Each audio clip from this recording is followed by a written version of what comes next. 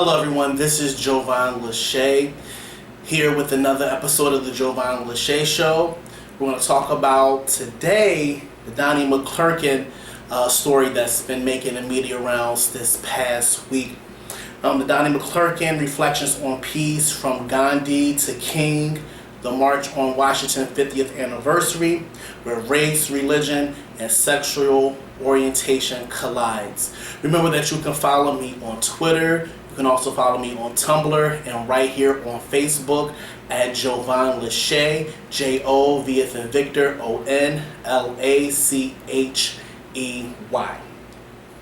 Alright, so I don't know if you all have been following this story or if you've seen anything across your social media networks about it. But this story did gain some legs over this past weekend, this weekend of starting Friday, August 10th, 2013. So the story goes like this.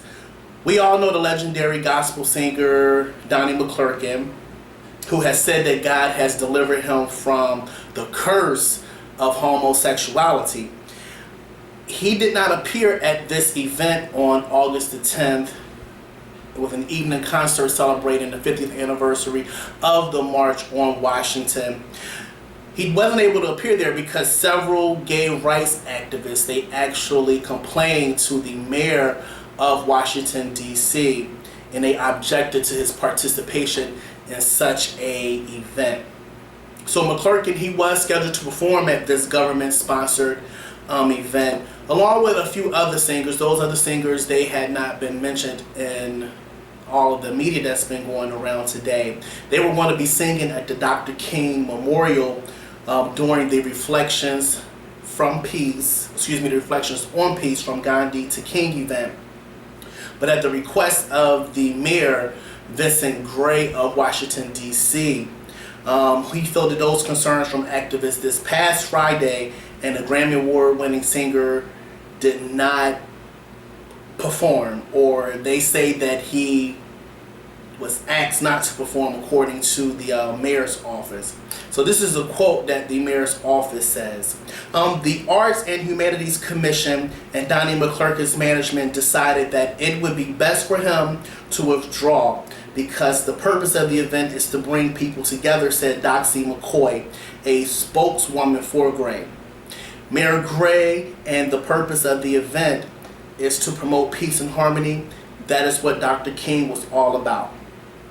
So of course Donnie McClurkin, he disputed that claim, saying that he was asked not to attend at all. Donnie, he released a lengthy video statement on Social Cam on Saturday, and you can check for that link in the about box here.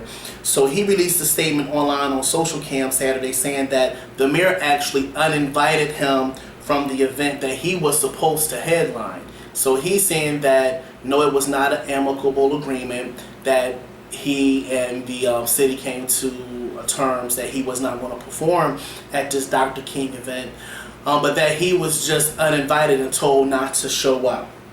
So Donnie, he had this to say. He said, last night on the way to the airport, we received a telephone call from the promoters who had received word from Mayor Gray's office as well as the Arts Commission that I was not welcomed and uninvited the night before the concert. There should be freedom of speech as long as it's done in love. McClurkin, he said this in his video, adding that he believes it is unfortunate that in today's world, a black man, a black artist, a black gospel artist, is uninvited from a civil rights movement depicting the love, the unity, the peace, and the tolerance. So you all are wondering, okay, so what's the big deal? Why was he uninvited? Why are these gay activists so up in arms and don't want Donnie to perform at this event? So remember, just the previous statement that I just said, Donnie said that some of the comments that he's made in the past, that he made those comments in love. So what were those comments? Those comments were, so back in 2009, Donnie McClurkin, he did have some choice words for some young gays and lesbians at the Kojic, or the Church of God in Christ Youth Conference. The videos have since been removed from YouTube, so can't find these videos anymore, and I'm quite sure you can't even go to the Kojic website and find these videos, but I'm quite sure somebody out there from Kojic does have these comments on tape. But our friend Rod Online over on his blog, he did have some of the quotes, and here are some of the select quotes from that Kojic youth event. In the video, this is what McClurkin had to say. He said, "I see feminine men, feminine boys everywhere I go. No, don't applaud because it ain't funny. It's because we failed. I see them everywhere." And he called them broken, saying that these young men, they were broken. These young feminine men, these young feminine boys that he see, that they were broken, and he sees them everywhere. And I know some of you all that are heavily involved in church, or you have the love of the Lord in your heart and you go to a lot of these church events, you do see a lot of feminine boys everywhere. You see blatant homosexuality in the church. We're going to talk a little bit about that.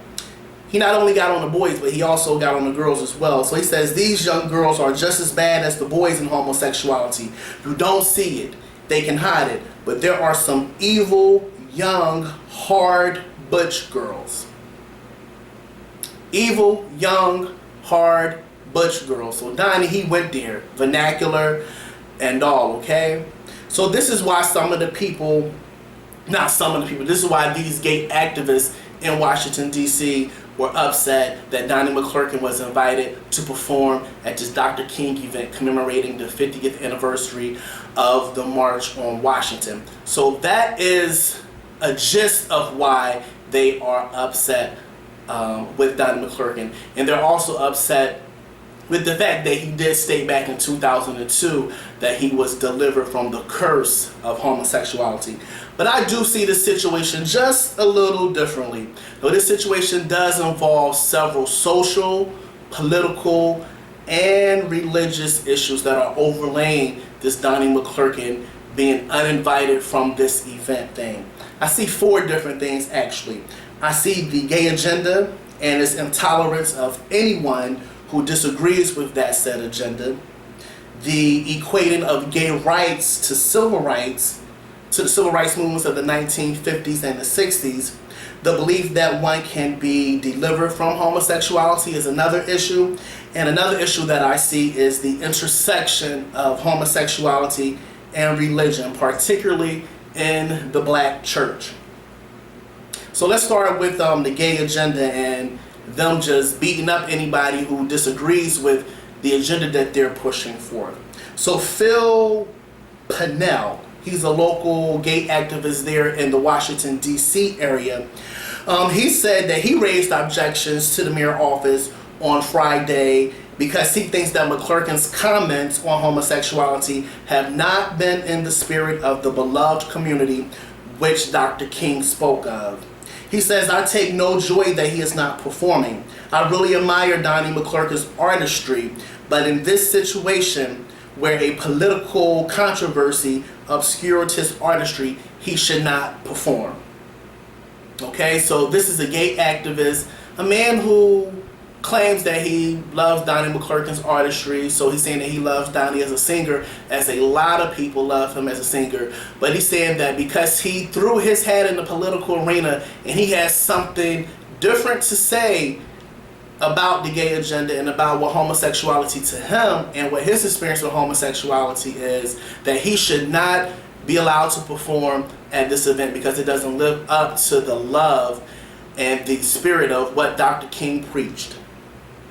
So somebody did disagree with him. A man by the name of Nolan Williams, he was actually the choral director for this event that took place where Donnie was supposed to perform. So this is what Nolan had to say. He said, "Even in Tiananmen Square, they were singing 'We Shall Overcome.' The fight for human rights is a global fight that has to bring us together." This is what Williams is saying. He also says that this has to bring us together whenever there are differences of opinions or differences in views. We still need to find a place to come together even when we do not agree.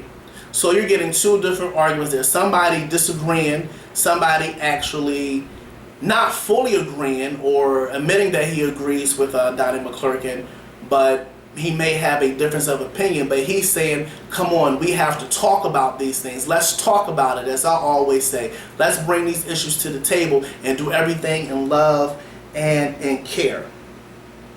Okay, so now let's talk about the gay agenda and the puppet masters of the gay agenda and how they are consistently trying to equate the battle for gay rights with the civil rights movement of the 1950s and the 1960s that opened up a lot of doors for African Americans even in 2013. So for some time, those leading the move for gay rights had been trying to draw parallels between the two movements. I personally take offense to that. Not that gays should not have rights, because gays are entitled to every single right that every other person that's walking on the face of this earth is entitled to. But to equate that right or that battle to the civil rights movement, I actually find that highly offensive. Particularly this gay rights movement, you don't see a lot of diversity in the gay rights movement. It's very mainstream, it's very whitewashed, and is not very open to other gay ethnic minorities and other gays that don't fit a certain mold. So for you to equate the gay rights movement to the civil rights movement is totally and utterly disrespectful, because at the end of the day, you do still have your whiteness, you do still have your white privilege that you can fall back on, and you'll never know and never be able to experience not even a percentage of the things that blacks have experienced, that includes black gays, okay?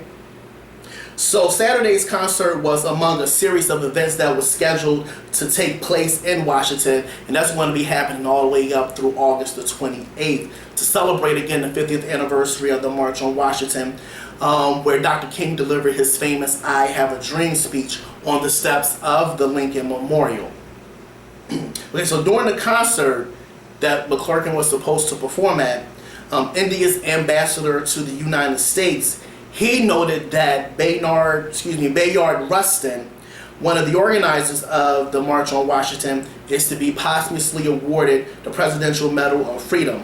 That is the nation's highest civilian honor. So he's going to get this honor from the President of the United States posthumously. Rustin, he died in 1987, and he was gay, and he has been heralded by gay rights advocates as a trailblazer for civil rights. So when Rustin, when he was out there blazing these trails back in the 50s and the 60s with Dr. King, he himself never noted his gayness. He never spoke about it, and he never equated it to the civil rights issue that was at hand at that time. But in contemporary times, the gay agenda is using Bayard Rustin as a quote-unquote figure for gay rights and civil rights, trying to tie the two issues together. Civil rights and gay rights, to me, they are very, very similar, but the black civil rights movement and the gay rights movement are two totally different things for the reasons that I stated previously. So McClurkin, he had this to say about his own civil rights. He said, "It is intolerant. These are bully tactics simply because of stances I took, never ever demeaning, never ever derogatory of any lifestyle. But this is a civil rights infringement situation.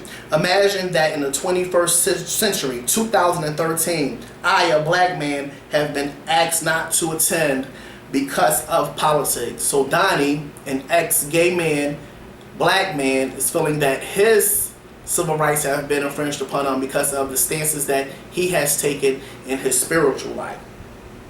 So the other issue is that the belief that one can be delivered from homosexuality. So a lot of gays and a lot of people are saying that that is not possible. But this is my thing. This was Donnie McClurkin's testimony. So we can't really say if he has been delivered or he has not been delivered. That is a personal issue between him and the Lord. No one really has anything to say about that. So they're upset because in 2002, McClurkin wrote an extended piece in a Christian publication stating that he was raped. He was raped at the ages of 8 and 13. When he was 8 years old by his uncle, and when he was 13 years old by his male cousin. So McClurkin, he says that these tragic events, they robbed him of his heterosexuality and caused him to live a life of homosexuality. He goes on to state that church was the place where he found refuge. He said he loved to sing, which is evident today, and he found solace in singing. He found solace in church. But as the older he got, he discovered that there were other hurt men like himself in the church, living on the down low, and they introduced him to this subculture in the church where partying and illicit sex with other men was commonplace. So McClurkin, he says that he always knew in his heart that he did not want to be gay and that he really was not gay, but that he couldn't resist the urges until he steeped himself in the Word of God. And he says that through prayer and allowing the Word of God to correct him, that he was delivered from this curse of homosexuality and is waiting for his wife and children. He also goes on and he says this. He says, I've been through this and have experienced God's power to change my lifestyle. I am delivered, and I know God can deliver others too. So that's Donnie's testimony. That's his experience. That's what he believes. That's what he stands firm on. So again, who are we as other human beings, as other people, to question someone else's experience with the Lord and what they have experienced on a spiritual level? I mean, no one can really say that.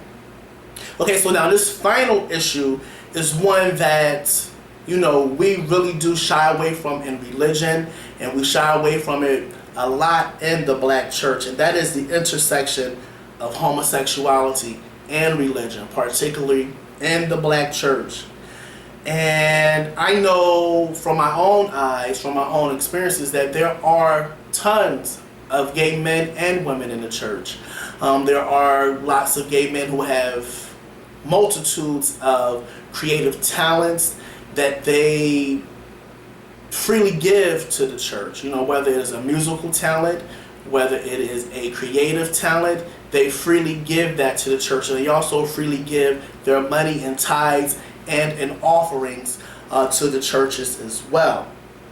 So in his video statement, this is what McClurkin had to say about religion and civil rights in the church.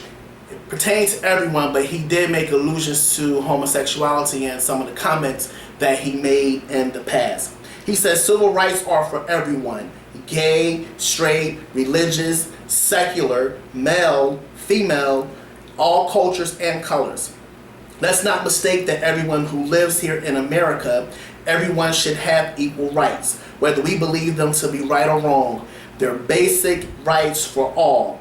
My spiritual stance is right, but cannot infringe on anyone's choice to do as they choose, as long as it is a basic right.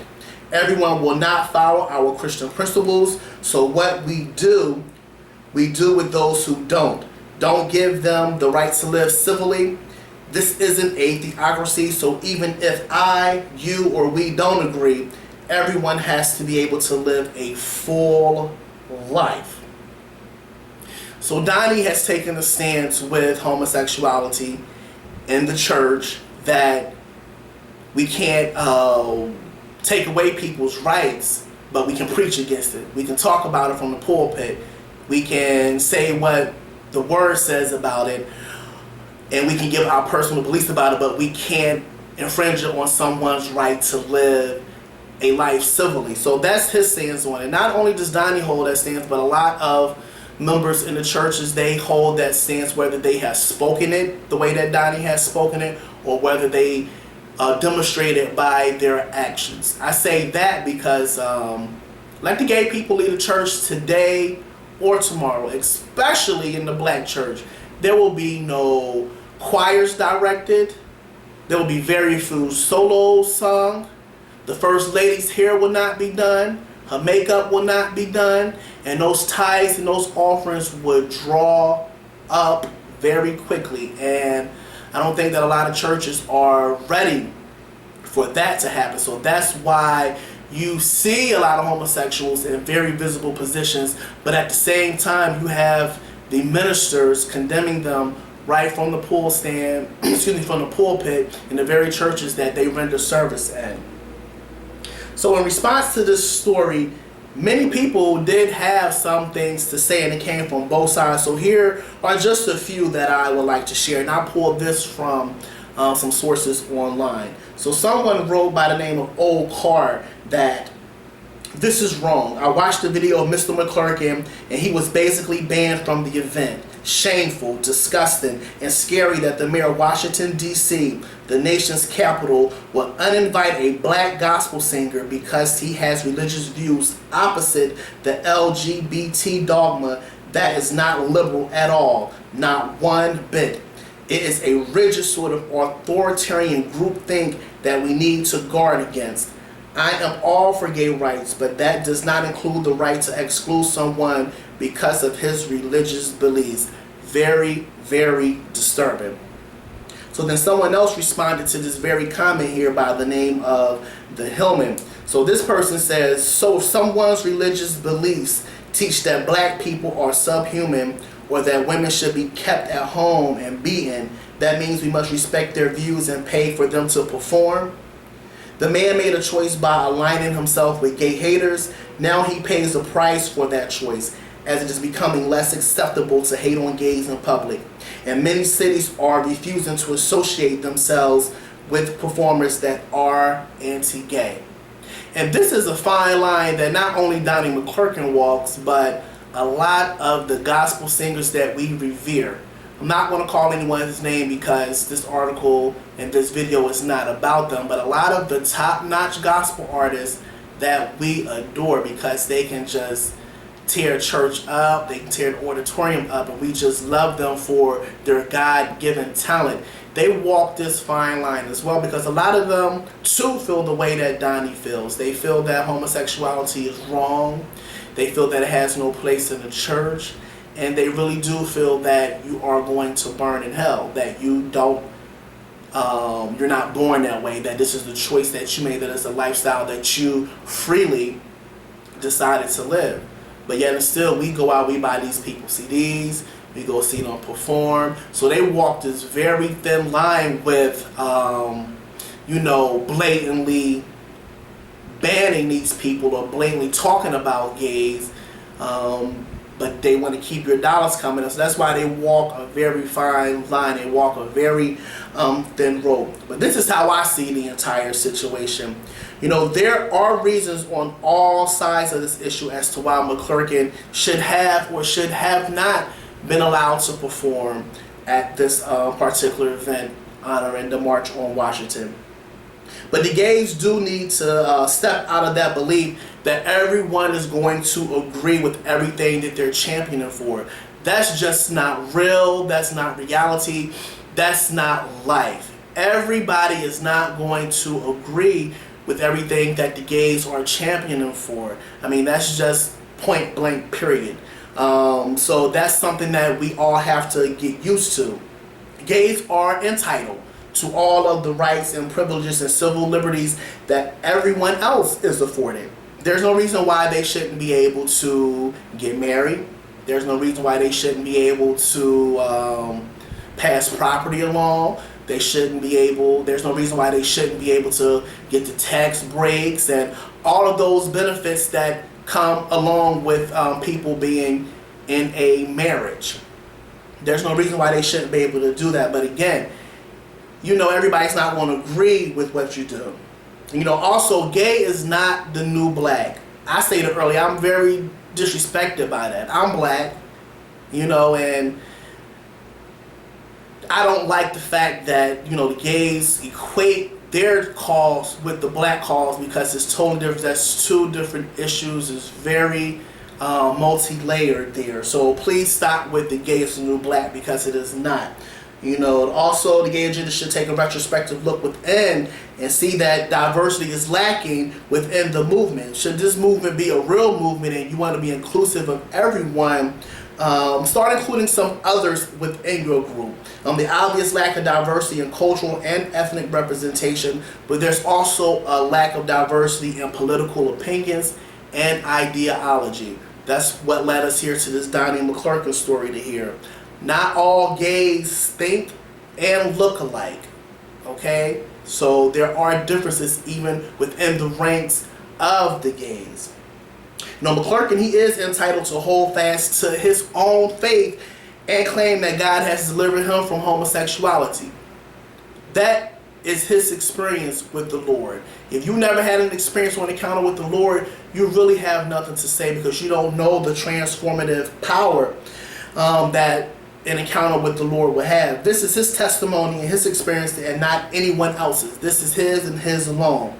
A lot of us grew up in the church, and we do believe in the transformative powers of God. There's a lot of black gays, okay? And a lot of black gays grew up in the church, whether, their family was deeply involved in the church, or they was able to find solace in the church. They was able to be whoever they were in the church. You know that. You know the transformative powers of God. And this is one of the things that makes America a beacon amongst other nations, or should make us a beacon, that you are entitled to your own beliefs. And Donnie McClurkin is certainly entitled to his own belief. Now, should McClurkin rally against gays in the manner that he has in the past? No, he shouldn't. But he is a pastor. He's a pastor in a very conservative Pentecostal denomination. So he speaks the talk, he knows the rhetoric, he knows the dogma, he knows how to spew all of that out. It's a part of him because he is a part of them. So that is going to come from his mouth. That's what he believes. I'm a firm believer in living the life that you felt that God has called you to lead. I feel that leading your life and not necessarily always having an opinion or being vitriolic about your opinion is more powerful than anything that you can say. The way you live your light will shine. People will see the way you lead your life. They'll see the changes that have happened in your life. They'll see the walk that you're walking, and your light will shine amongst men and women, and you'll be a living testimony, not just a speaking testimony or a testimony seeking the spotlight. You'll actually be a living, walking, breathing testimony. Now, this issue is much deeper than what I've talked about here in this post. So let's talk about this thing more in depth. I am open to comments, and I actually want you all to comment whether you are for this, whether you are against it. We do have to be able to start a dialogue and be able to just talk about these issues and be receptive to all the sides here.